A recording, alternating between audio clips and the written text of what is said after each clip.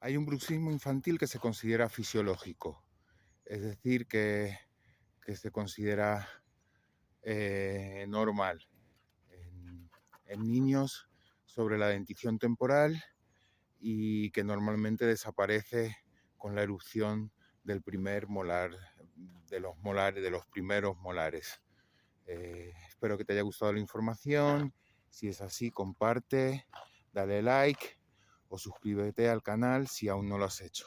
Saludos y hasta pronto.